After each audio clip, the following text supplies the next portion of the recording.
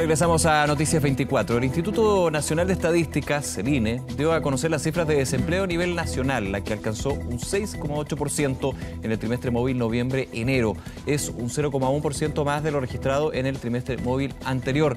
Vamos a conversar de este tema junto al economista de la Universidad de Chile, Alejandro Alarcón. Alejandro, gracias por venir. ¿Qué tal? ¿Cómo estás?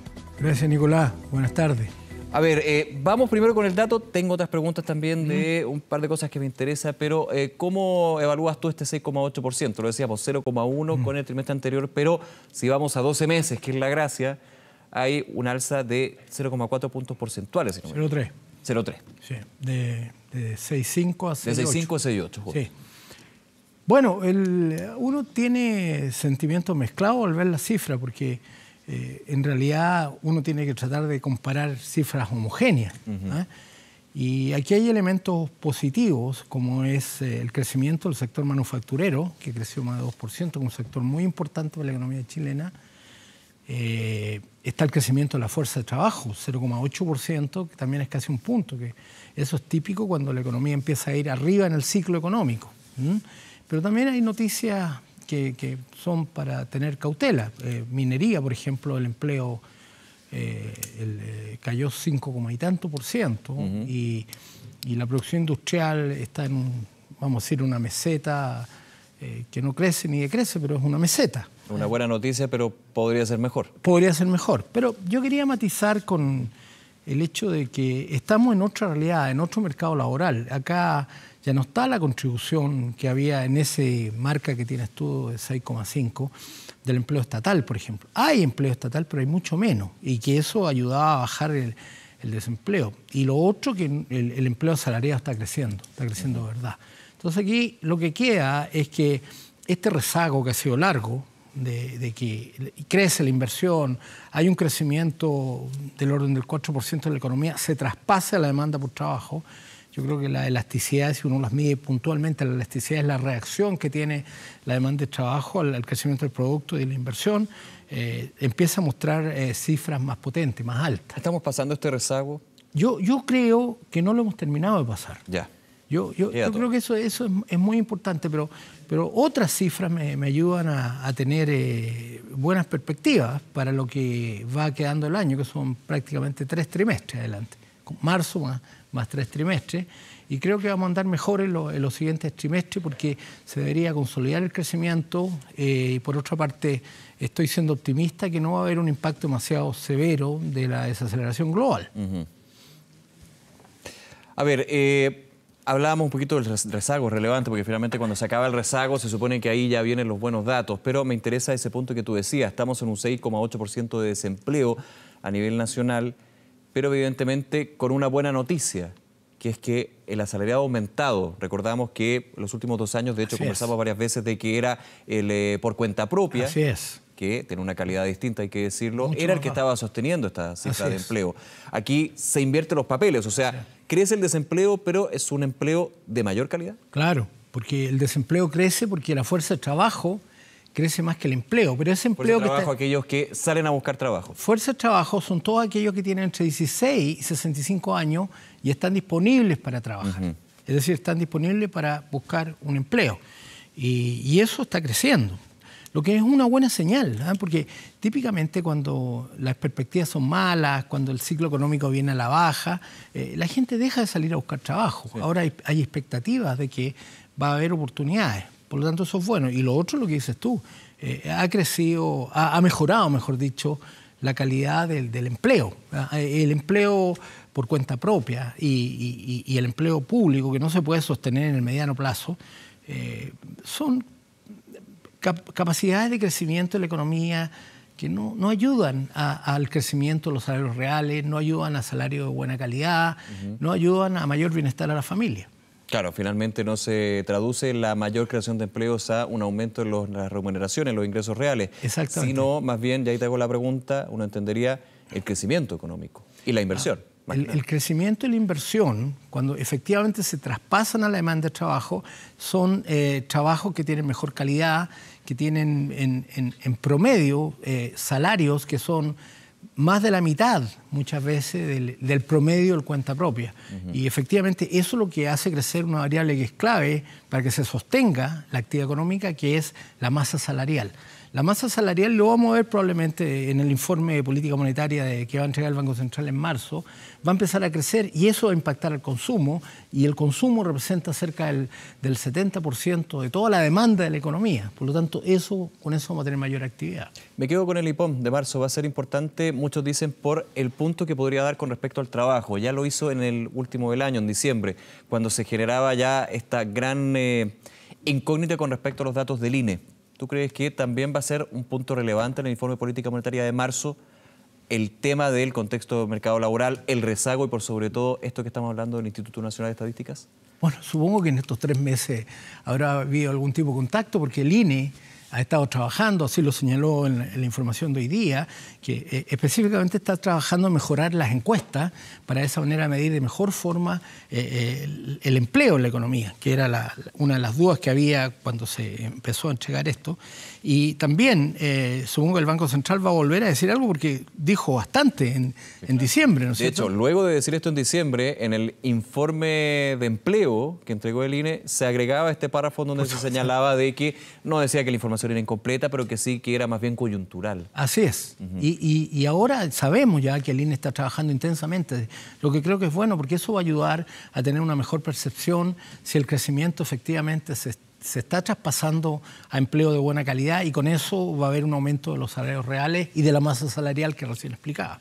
Ahora, ¿qué te produce a ti eso sí, viendo lo que es el Banco Central y el INE con respecto a estos datos, lo que se da desde la política, que tiene mucho que ver con el empleo, porque los datos de desempleo siempre tienen un aspecto que a la política puede ser positivo o negativo? Te lo pregunto porque el ministro del Trabajo, Nicolás Monkever, ya lo había hecho antes, también lo hace ahora, no es que desmerece los datos del INE, del informe trimestral de empleo, pero más bien dice, aquí lo importante son los datos administrativos. De hecho, él ayer daba una cifra de 202.000 nuevos empleos, cuando en el informe del INE se habla de 46.000. Sí, pero son datos distintos. A ver. Porque esos 40.000 empleos que nombra el INE se refieren al promedio móvil. Y yo entiendo que el ministro estaba hablando de un periodo de un año. Con datos de la Superintendencia de Pensiones, de hecho. Por ejemplo, porque ese es el gran debate que hay. Pero yo creo que esos datos, a medida que se van mejorando las metodologías de medición, las encuestas, van a tender a converger en el mediano plazo. Lo que es más importante, creo yo, es que es imposible que el empleo asalariado no se recupere teniendo una tasa de crecimiento en la inversión cercana al 7%. Y probablemente este año vamos a volver a repetir la misma cifra. Lo que pasa es que... pero después de 3 años de una inversión negativo. Por supuesto. Pero eso da una señal de que la economía se está moviendo hacia adelante, y hubo un dato que no fue muy analizado. Yo lo vi a la vuelta de mis ocupaciones que tuve en el verano, fueron los datos de crecimiento regional. Fíjate tú, el INASER en este caso. El INASER en todas las regiones creció mucho más que Santiago, lo que quiere decir que en regiones se ha traspasado mucho más fuerte la reactivación económica, con la salvedad de Valparaíso, que tuvo una cifra negativa. ¿A qué obedece esa cifra negativa de Valparaíso? Bueno, mi opinión técnica es que creo que las autoridades no han estado correctas en muchas decisiones que se han tomado. Me acuerdo, por ejemplo, el año pasado, en enero, cuando se canceló la concesión del Muelle Barón, y fuimos muchos lo que le advertimos al alcalde, en este caso, ¿no es cierto?, que había que tener mucho cuidado con el empleo en Valparaíso y con la actividad.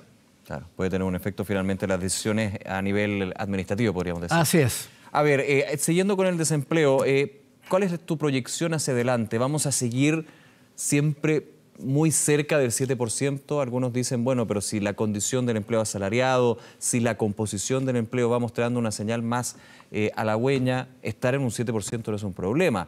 Claro, lo ideal sería estar en un 4%, quizás en un 2%, en un 1% como está Estados Unidos, guardando las proporciones evidentemente, pero muchas veces el porcentaje mismo no se condice con lo que efectivamente está pasando en el mercado. Por supuesto.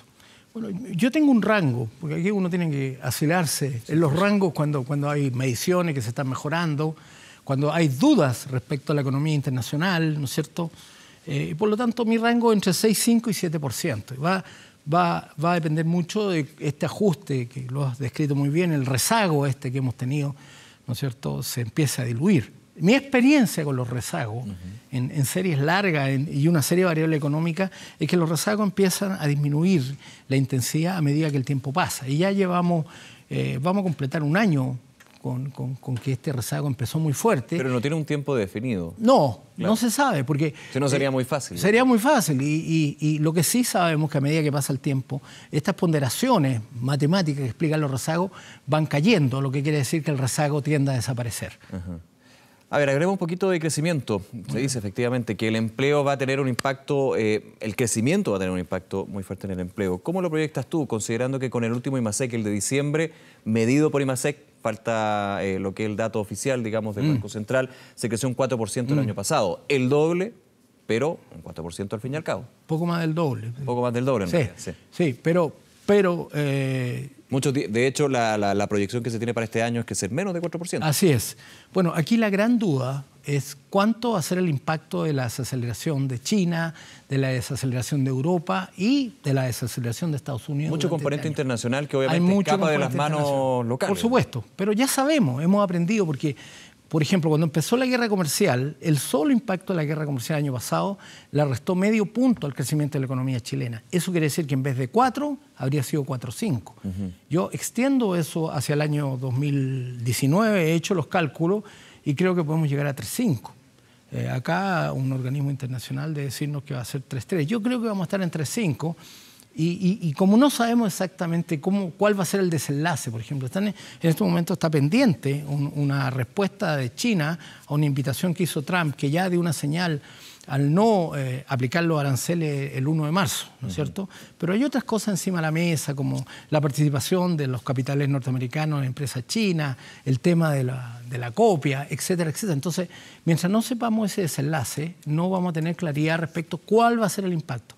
Yo, en forma prudente, creo que usando los parámetros del año pasado podríamos llegar a un 3,5.